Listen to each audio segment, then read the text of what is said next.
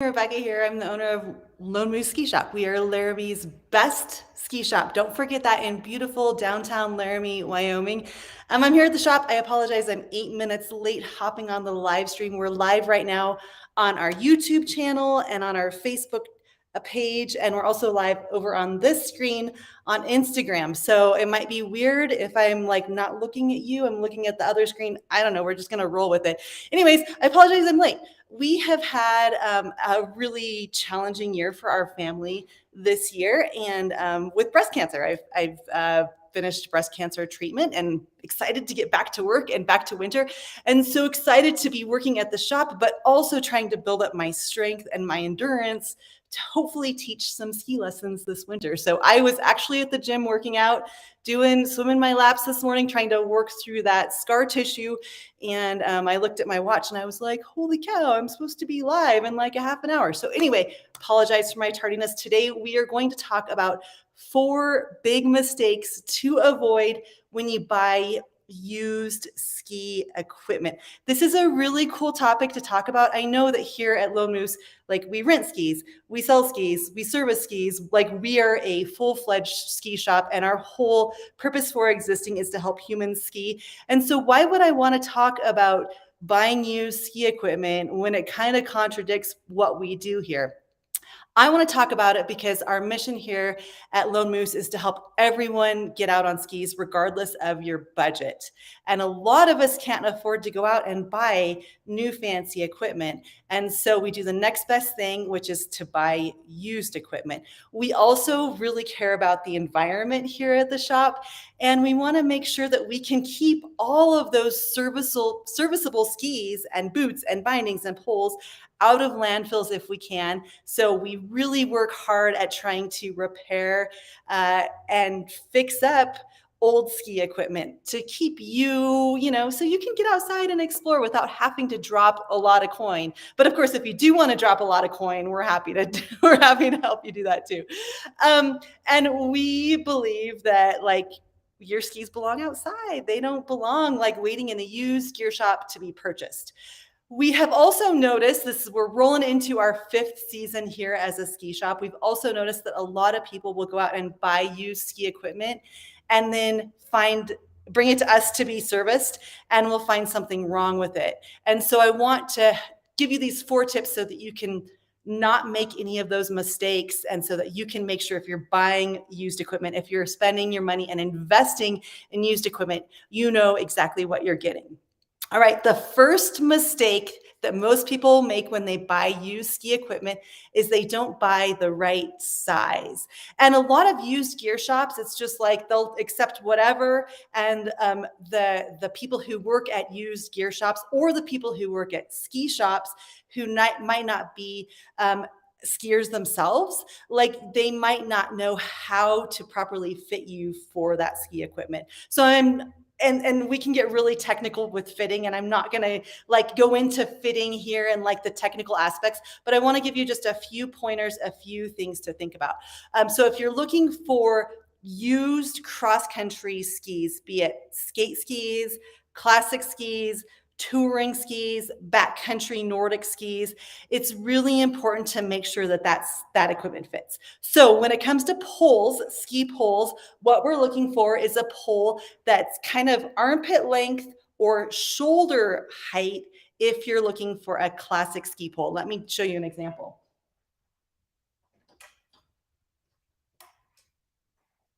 So these right here are my dryland training poles. If you're a cross-country skier out there, you know about dryland training. So these are poles I use in the off season for roller skiing or hill bounding. So my dryland training poles, armpit length right there. If you're looking for more of maybe you want to get a little more aggressive with your stride, then you can go for a pole that, goes armpit to shoulder length. These are the classic poles that I use every time I classic ski. So armpit to shoulder length is a good size for classic cross-country ski poles.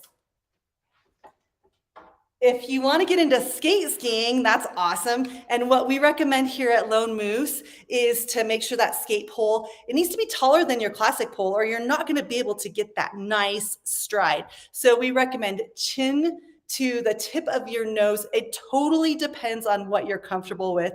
And so these are my poles. I go tip of nose because I like a longer skate pole and a shorter classic pole.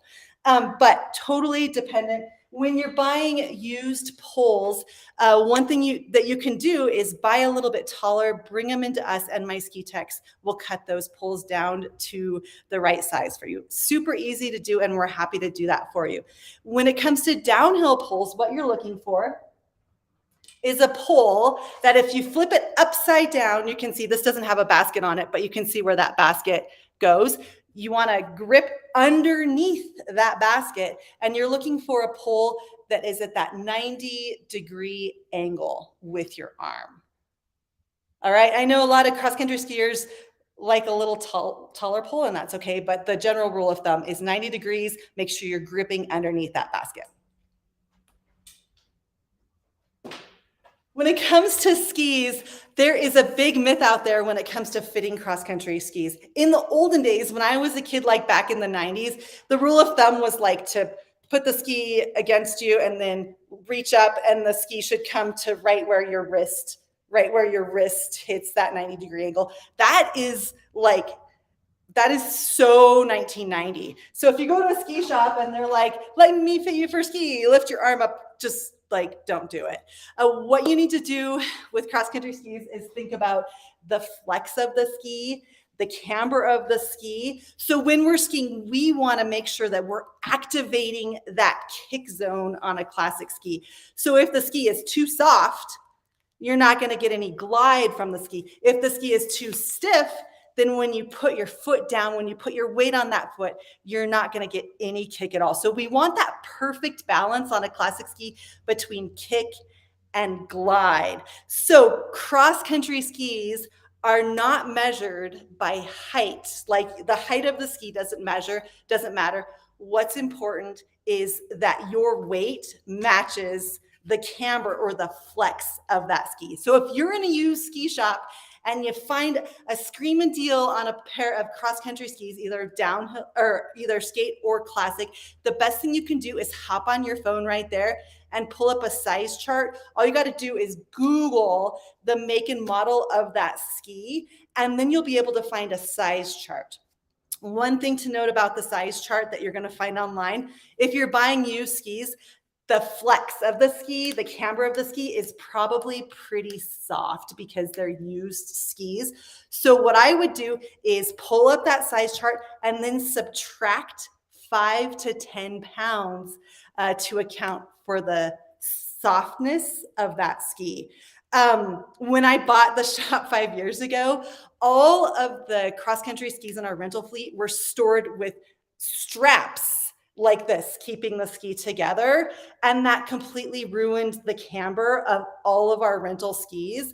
And so you see some of them out on our ski fence right here because the camber was destroyed, making that ski not usable. So if you're storing your cross-country skis with a thick strap like this right around the bindings, stop doing that because you're damaging the ski. So anyway, that's a little bit note about how to fit cross-country skis. When it comes to fitting downhill skis, we could get really geeky about this, but we're not. I'm just going to give you a good rule of thumb. So if you're a new skier, you want a shorter ski. If you're a more experienced skier, then you can play around with the height a little bit. We recommend for new skiers like shoulder chin length. You know, that would be a nice ski for me if I'm a beginner skier. I ski on a ski that's like forehead length when it comes to my personal downhill skis. Totally depends, but the shorter the ski, the easier it's going to be to control. Okay, so those are just a couple things to think about when you're looking for used equipment and how to size used equipment. We'll go ahead, we'll throw a PDF that talks about all of this up on our website, but generally that's how to fit downhill skis and cross-country skis for beginners. The second mistake that most people make when they buy used ski equipment is they don't check to see if the bindings are compatible with the boot. Let me give you an example here. This is really important with cross-country skis. So there's several different binding and boot models. So a long time ago, in the 90s and early 2000s, there was several binding options. So there was NNN or Radafella, so New Nordic Norm. What a dorky name! No wonder they went by NNN. But NNN bindings or Solomon bindings, and then Solomon also had the what was the one with the little extra bar? Solomon Pilot bindings. So Solomon had two different binding styles that weren't compatible. And then there was NNN bindings. Since then, those binding companies have merged together to form the ProLink system. So now they are compatible. Like you can ski on a Solomon boot with a ProLink binding and be just fine. So if you're buying an older pair of boots and bindings, you want to make sure that you either are straight up NNN system or straight up Solomon system. And then the other thing to think about is when it comes to cross country skiing, there's also backcountry touring boots. So this is a backcountry touring boot. You can see it has a wider platform there. And so a backcountry touring boot backcountry is not going to be compatible with certain binding types because these, you can see, very wide, very narrow. They're just not going to fit. So what we recommend that you do is find a pair of boots that totally fits your foot and that feels really good on your foot. And then find a pair of skis that fits. And then if that binding on that ski does not match your boot, bring your skis into us. We have a ton of bindings, like older styles of bindings. We can find something that will work. But the most important thing is to make sure that that boot feels really good on your foot. So you don't want to like buy a ski just for the binding. Instead, buy a boot that fits, buy a ski that fits, and then we'll help you sort through the bindings. Does that make sense? It's kind of confusing, but that compatibility is really important. The other mistake that a lot of people make is they'll buy a pair of downhill skis that have a really old binding on them. So if you bring a ski into us and we look and it looks like the binding is older than 10 years, we're not even going to touch that binding. We're not even going to breathe on that binding. We're going to recommend that you buy a new binding that's going to be safe. The reason why is because binding manufacturers have something it's called indemnification. And this basically means that if you buy their binding and you get hurt on the mountain and that binding was adjusted and mounted by a certified ski shop like ours, then they're going to take care of you and we're going to work through that problem. But if you buy an old binding, chances are it is not indemnified. So if you get hurt on the mountain, like that binding company is like, peace out, you're on your own. We don't care about you. So that indemnification is really important. So if you're at a ski shop and you're like, is this binding safe? Is it not safe? You can just pull up your phone and Google, is this binding, like, what's the indemnification? You can find every fall, the ski companies publish a list of bindings that are like safe. So pull that list up. And if you have questions and if you want to know, bring that ski into us. We'll take a look at the binding. We do binding checks for free. We'll tell you if that binding is safe or not. If it's not safe, we'll help you get a new binding to replace it, and we'll mount that binding for you. So be aware of bindings that may not be safe or may not be covered if something goes wrong on the mountain for you. The fourth mistake that a lot of people make when they buy used ski equipment is they buy equipment that's damaged beyond repair. And what I mean about damaged beyond repair, usually it means that the ski is delaminating. So the top sheet is coming off the ski and all you see is the base of the ski. If a ski is delaminated, we can do a temporary fix, but we can't permanently fix that ski. There's a ton of stuff that we can fix, and we do have the best ski techs in town. And I'm super confident in our ability to fix skis. So if you notice your ski has a lot of gouges and gashes on the base of the ski, No problem. We can fix that. We have the only stone grinder in town, so we can go in and we can repair those damaged bases. We can get the rust off of your edges. We can fill in those gashes, and then we can run your skis through our stone grinding machine and give you a new base. So we can fix most base damage, even core shots. We can even fix core shots. So if you can see like the wood on the on the underneath on the base of your ski, most of the time we can do a fix on those core shots. We can also fix like gashes and gouges on the top sheet of your ski. So if you look at this ski right here, you can see there's some damage here. You can see the wood. We're able to fix that. So we can fix that for you. So if you see like top sheet damage, base damage, bring them on in and we're happy to fix those for you. And we would love to fix those for you because we'd love to help you get out and on the mountain. Anyway, we think it's cool if you go out and buy used skis, and we would love to see you at our shop if you buy some new skis. If you have questions, like maybe you're downtown shopping and you have questions, you're hanging out at like a used gear shop somewhere, or you're at a ski swap and you have questions, take a picture of the ski that you're looking at. I'm serious. Take a picture of it. Text us 307-703-0358. Text us a picture of that ski and say, hey, should I buy this? Or hey, can you fix this? And we're going to text you back and we're going to let you know why, because we care about you, and our whole mission and purpose here at Lone Moose is to help you get outside and explore and get out on your skis.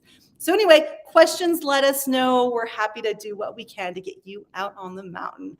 Thanks so much, and we'll see you next week for another live stream. I don't know what we're going to be talking about, but if you want to talk about something in particular, go ahead, drop a comment below. Thanks so much. We'll see you outside.